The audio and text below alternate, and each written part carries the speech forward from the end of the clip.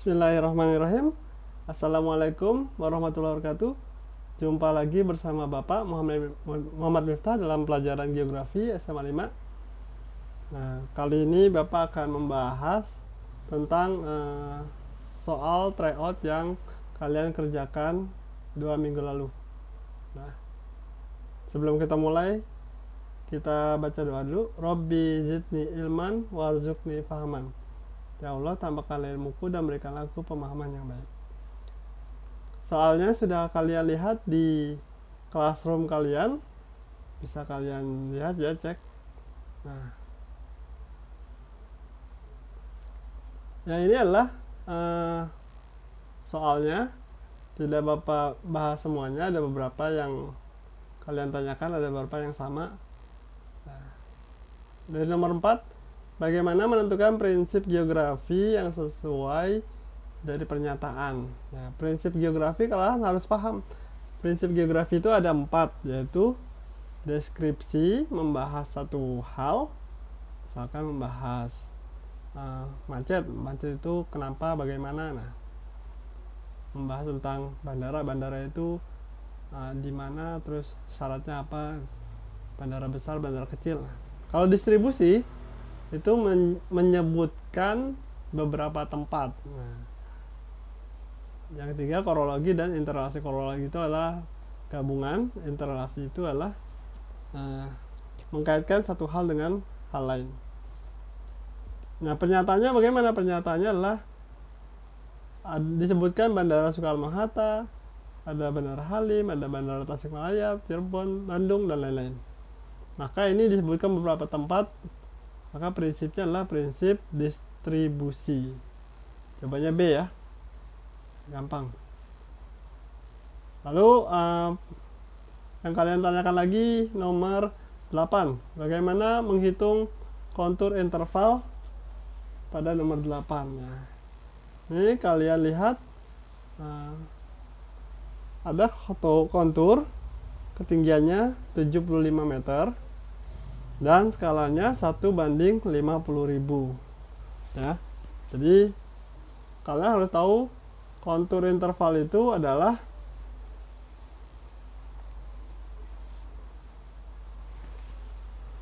kontur interval itu skala dibagi 2000. Nah, ini harus tahu. Jadi ada X 75 meter mdpl, lalu ada skalanya 1:50.000. Nah, Y di mana nih? Nah, Y berapa? Tinggal dibagi aja. 50.000 dibagi 2000. Kenapa 2000? Karena memang rumusnya dari sana ya.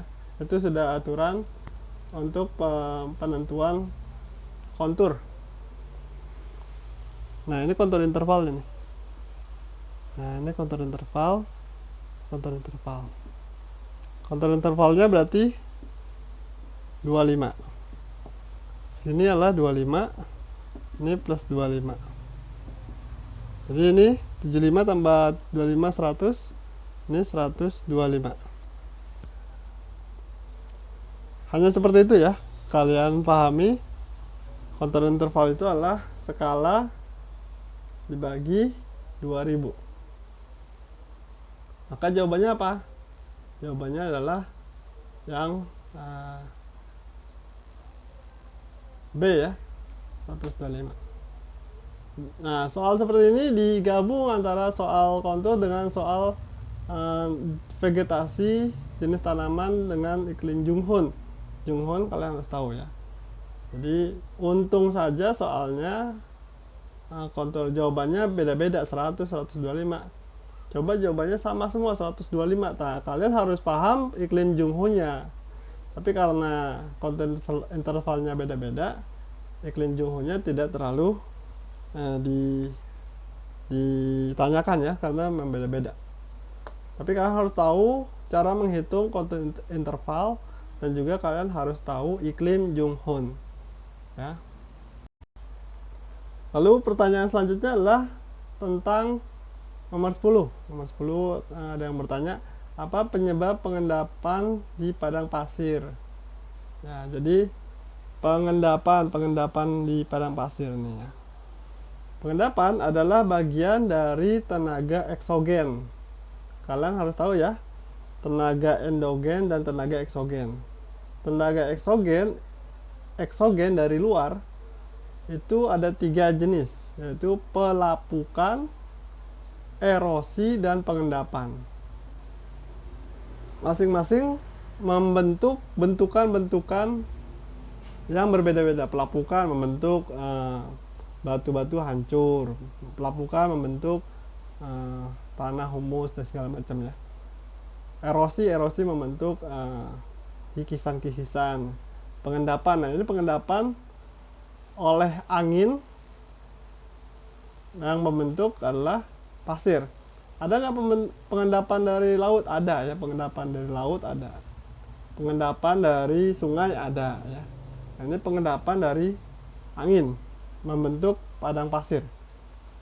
Pertanyaannya, apa penyebabnya? Penyebabnya itu adalah angin ya, angin, pasir, dan juga di sana ada morfologi yang beragam sehingga membentuk padang pasir. Dalam pengendapan padang pasir nanti ada jenisnya. Ada padang pasir yang berbentuk tumbukan, gumukan ya. Gumukan itu adalah tumpukan atau disebutnya gumuk pasir yang bentuknya seperti bulan sabit. Nah, ini bentuknya seperti bulan sabit ini. Ada yang bentuknya seperti bintang. Nah, itu terlalu detail ya, pelajaran kelas 10. Karena kalau untuk US, kalian hanya paham ini adalah bentukan dari pengendapan angin. Nah, jawabannya adalah D, pengendapan di padang pasir. Karena gambarnya jelas ini padang pasir ya. Gambar tersebut merupakan bentukan proses apa?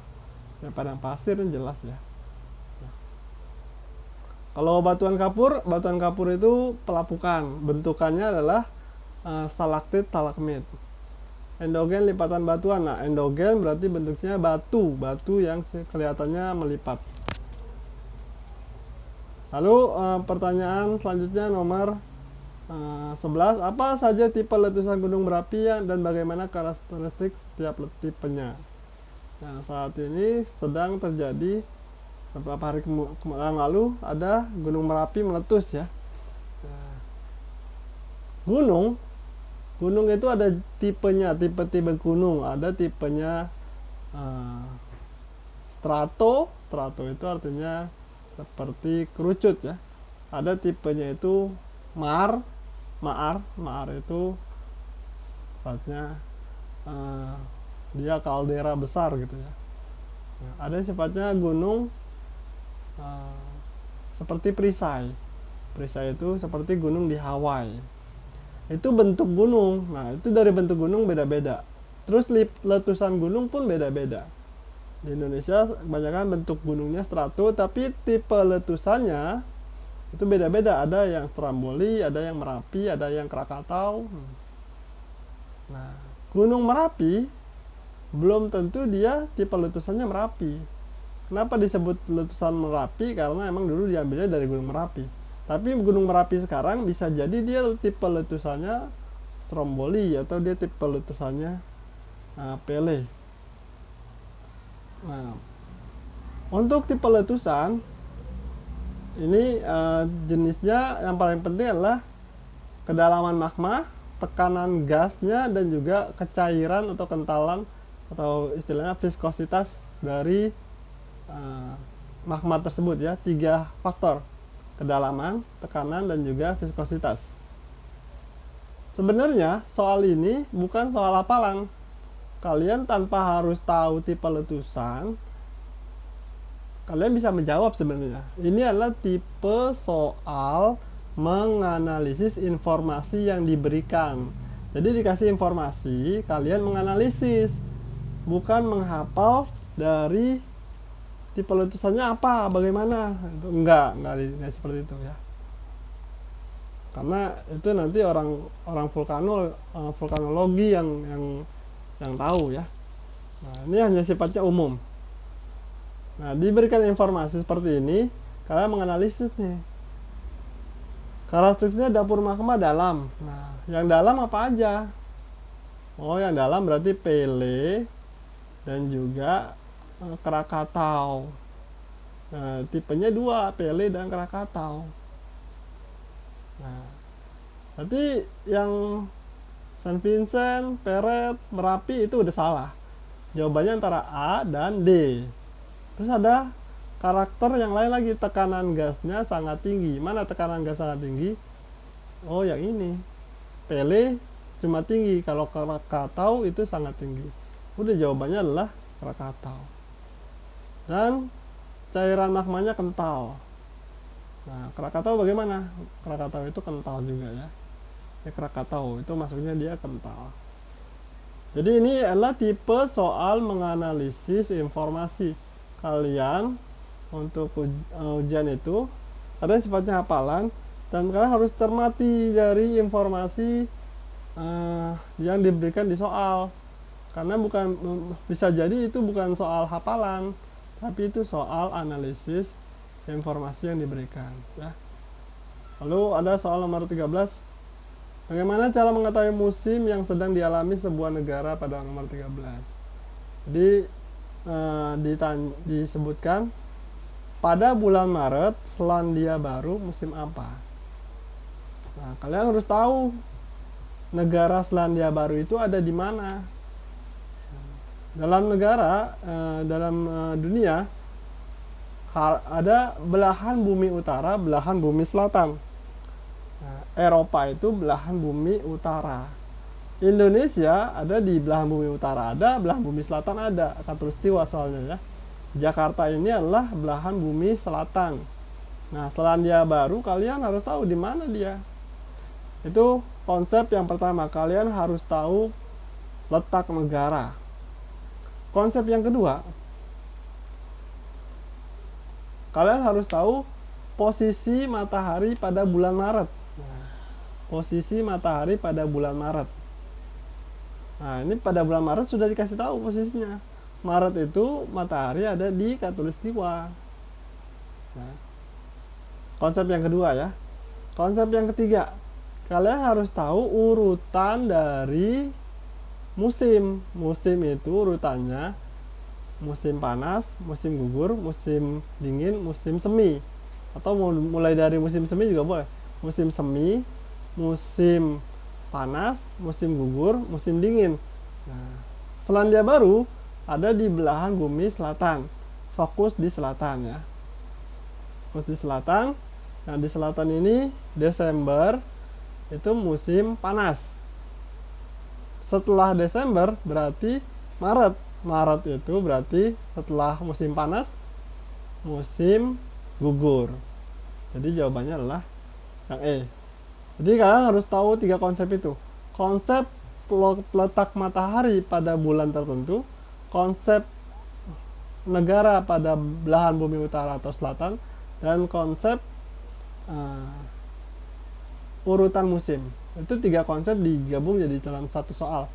Nah, ini pertama kalian harus paham, yang kedua kalian harus menganalisis ya. Tingkat soalnya agak susah, tapi nggak susah sebenarnya kalau kalian ngerti ya. Kalau nggak ngerti ya susah. Lalu soal berikutnya, bagaimana peristiwa siklus hidrologi terjadi? Ya, siklusnya ini seperti gambar ya, mulai dari evaporasi nomor 1, nomor 2 itu transpirasi atau disebutnya evapotranspirasi juga boleh. Apa transpirasi? Adalah pernapasnya tanaman atau keluarnya uap dari tanaman. Lalu nomor 3 ada terjadi kondensasi. Nomor 4 ada terjadi kondensasi ya. Nomor 3 itu masih evaporasi tuh. Nomor 3 adalah transformasinya. Nah, nomor 4 kondensasi dan nomor 5 presipitasi. Presipitasi adalah hujan. Nah, jadi nomor 2 dan 5 yang ditanya, yaitu nomor 2 transpirasi dan nomor 5 adalah presipitasi. Nah, istilah-istilah ini sebenarnya kalian akan lupa kalau tidak sering-sering diulang. Namanya juga istilah ya, sebuah kosakata, sebuah istilah ya. Kalau tidak sering dipakai lama-lama lupa. Gimana biar tidak lupa? Ya kalian sehari-hari ganti aja istilah hujan, diganti-ganti presipitasi. Terjadi presipitasi yang deras ya, gitu. Tapi kurang umum ya. Nah, intinya kalian paham aja ini evaporasi. Nah, istilah-istilah ini sebenarnya wajib kalian tahu karena kalian sudah SMA. Semakin tinggi tingkat pendidikan, maka semakin banyak kosakata yang kalian miliki, semakin banyak vocabulary yang kalian paham ya, baik itu istilah ekonomi, sosiologi, geografi, politik, semuanya mempunyai istilah-istilah yang bermacam-macam. Jadi bedanya kalian yang sudah SMA dan juga S1, S2, bahasanya tuh semakin beragam vocabulary-nya ya, kosakatanya semakin beragam. Jadi ini intinya kalian paham kosakata ya.